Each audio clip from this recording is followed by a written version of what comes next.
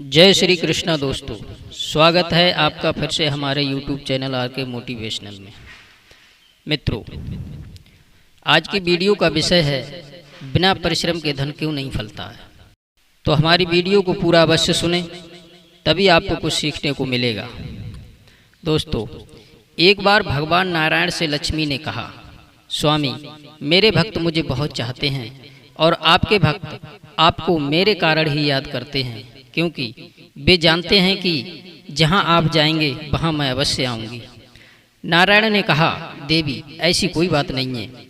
तुम्हारे भक्त तुम्हें स्वार्थवश चाहते हैं और मेरे भक्त निस्वार्थ भाव से मुझे चाहते हैं। लक्ष्मी ने कहा, तो चलो पृथ्वी पर चलकर इस बात की परीक्षा कर निर्णय कर लेते हैं। तभी भगवान एक साधु का वेश बनाकर एक नगर में पहुंचे। वहां के एक सेठ से मिले और कहा, सेठ जी, मैं जिस नगर में जाता हूं भगवान नारायण की महिमा का बखान करता हूं। क्या आप ऐसी व्यवस्था कर सकते हो कि इस नगर में मेरा सत्संग हो जाए? सेठ ने कहा, क्यों नहीं, यह तो समाज सुधारक का कार्य है, आपकी व्यवस्था हो जाएगी। और सेठ ने सारी व्यवस्था कर दी। सत्संग प्रारंभ हो गया। लोग कथा सुनने के लिए आने भी लगे। जब 5 दिन व्यतीत हो गए, तब उसी नगर में लक्ष्मी एक वृद्ध का रूप धारण कर आईं। एक घर के सामने रुकी। वहां की मालकिन कथा सुनने के लिए जा रही थी। तभी लक्ष्मी ने उन्हें रोका और एक गिलास पानी पीने के लिए मांगा। मालकिन ने क्रोधित होते हुए पानी दिया। जैसे ही लक्ष्मी ने पानी पिया और मालकिन को पानी का लोटा वापस दिया, तो मालकिन चौंक गई, क्योंकि वह लोटा सोने का बन गया था। मालकिन सोचने लगी, ये तो साक्षात लक्ष्मी है, क्यों ना इसे घर में ही रख लूं।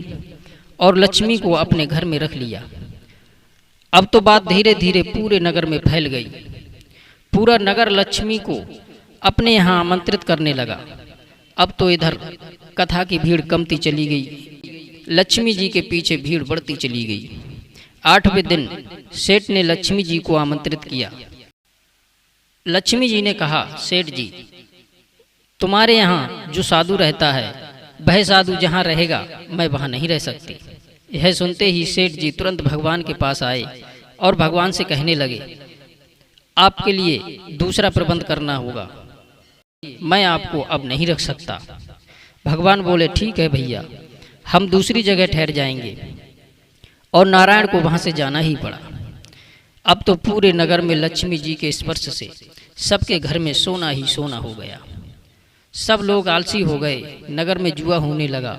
लोग शराब पीने लगे। भगवान के जाते ही पाप और अत्याचार का बोलबाला हो गया। सारा नगर अशांति और क्रोध की आग में जलने लगा। दोस्तों, उत्पन्न और नष्ट होने वाली वस्तुओं को लेकर आप अपने में बड़प्पन का अनुभव करते हैं। यह बहुत बड़ी भूल है। जैसे कोई धन को पाकर अपने को बड़ा मानता है, कोई मकान को लेकर के अपने को बड़ा मानता है, कोई बढ़िया कपड़े पहनकर अपने को बड़ा मानता है। यही अहंकार हमारे अंदर अवगुण उत्पन्न कर देता है। और यही हुआ उन नगर वालों के साथ। भगवान नारायण ने लक्ष्मी से कहा, जरा उस नगर को पुनः जाकर के तो देखो। बिना परिश्रम के धन मिल जाने पर लोगों पर कैसा प्रभाव पड़ता है। धन के मद में पड़कर लोग सत्य, धर्म, सदाचार और कर्तव्य आदि सद्गुणों को भूल जाते हैं। अगर विचार किया जाए तो ये सद्गुण मनुष्य की शोभा है, उनके आभूषण हैं। ये अलौकिक गुण इस जन्म में भी सहायक बनते हैं और परलोक में भी सुख सुविधाओं का साधन बनते हैं। लक्ष्मी ने भगवान नारायण से क्षमा मांगी कि आगे मैं इस प्रकार की अराजकता नहीं फैलाऊंगी।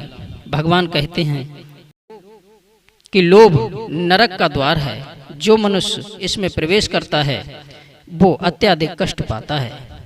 जिनकी बुद्धि कमजोर होती है वे धन के पीछे रात दिन भागते रहते हैं। उनको विश्राम करने की भी सुध नहीं रहती। उनकी आयु कैसे बीत गई उनको मालूम भी नहीं पड़ा।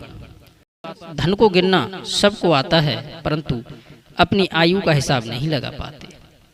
लोभी की प्यास धन के प्रति कम नहीं होती। दोस्तों, यदि हमारी वीडियो पसंद आई हो तो लाइक और शेयर अवश्य करें और कमेंट में जय श्री कृष्णा अवश्य लिखें। आप सभी दर्शकों का बहुत बहुत धन्यवाद। जय श्री राम, जय श्री कृष्णा।